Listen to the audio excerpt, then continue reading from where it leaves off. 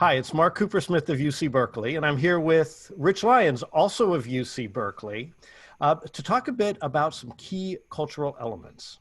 Rich is the Chief Innovation and Entrepreneurship Officer at UC Berkeley, and he really helps shape the environment, the entrepreneurial and innovation ecosystem at Berkeley right now. Yeah. But before that, Rich was the Dean of the Haas School of Business for many years, and under his leadership, we went through a process. Well, first of all, let me just say, Rich, thanks for spending some time with us. Absolutely. No, I'm happy to be here. Thanks, Mark. Yeah, great. So under your leadership at the Haas School of Business, you really spent some time with students, with faculty, with other stakeholders to help us define the culture a bit more.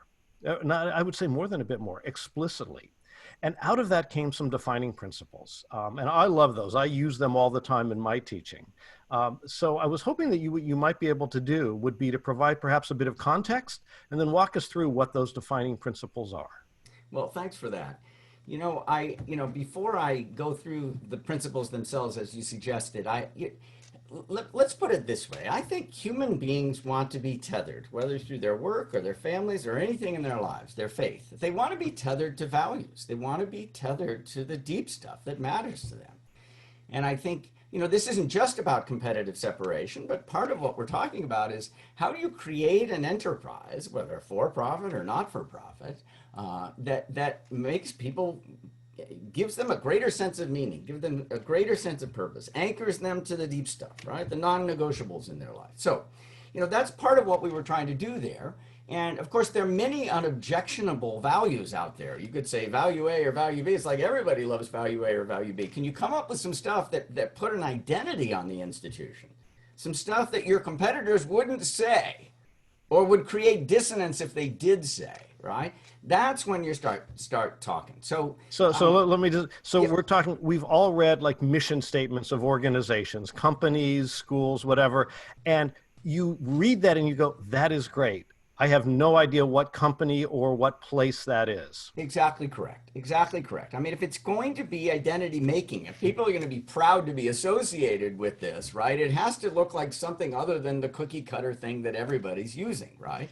So let me be concrete. I'll give you an example. This value, the business school where I was dean, but Berkeley, the larger university, the value of question the status quo.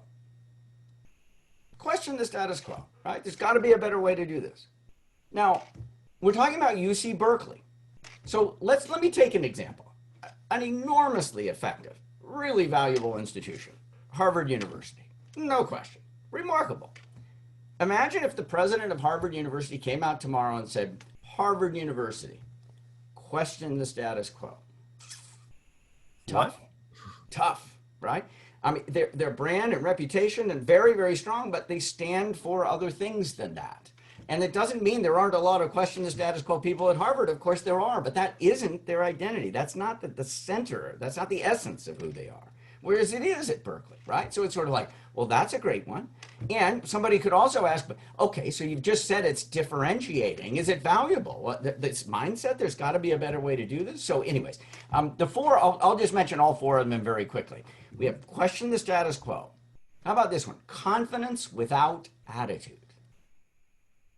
True confidence comes without arrogance, without attitude. Okay. Not every business school, not every university is going to say, we're taking a stand on that and we mean it. A third one, students always. Even in your last job, you're going to understand that you don't know it all, that you've got some feedback to hear. And the last one, it's beyond yourself, a sense of stewardship for something larger. Officers eat last, that kind of thing. Again, there are a lot of officers eat last people in a lot of places around the world, but this just gets to the very core of what Berkeley and what Berkeley's business school is about. Yep. So, first of all, teaching entrepreneurship myself, I love question the status quo because I think that helps not only define a place like Berkeley, but it helps define innovators among us. So what a natural springboard into your current role as well, because the cultures of a place like Berkeley and the cultures of innovators and entrepreneurs are really so aligned. Yeah. When you talk about those elements, How do you use culture as a way to help define an organization? How does this help really with that kind of finer definition, including, for example, who we let in Yep. and how we send our students out into the world of work as well? Well, these are the fundamental things, right? If we write down four things like I just described and put them on a card and put them on a poster and put them on a website, it's sort of like you haven't really changed anything. If you're not willing, for example, to read an application with terrific test scores and terrific work experience and terrific undergraduate grades for our MBA program, for example, and say, we interviewed this person and this person is incredibly capable and they will have a great career. But confidence without attitude is a poor description of this person. Right. You have to say no to that person every time. If you're talking out of both sides of your mouth, everyone will know it. It's like, don't waste my time. Are you going to walk the walk or aren't you? And so when students come in, and some of them undecided who've been admitted to the program, and I'm able to say to them, hey, if you're meeting other admitted students sitting next to you and you're thinking they are so impressive, and then you're also thinking, but how did they get through the confidence without attitude interview? And of course, people titter because they all know that that's an important thing about the school. They've been through the admissions process. Right. I'm able to say to them, you might not want to come here because it means I'm talking out of both sides of my mouth. When you're able to say that to somebody that you have admitted, they realize game on. This school is not kidding around. And so we do that not just in the way we admit students, we do that in the way that we hire and onboard staff. We do that in the classroom with our faculty. We have teaching evaluations for our faculty that include things like how well aligned was this faculty member's behavior with the four defining principles. So we're getting student feedback on the faculty. You got to do those things if you want to make it real.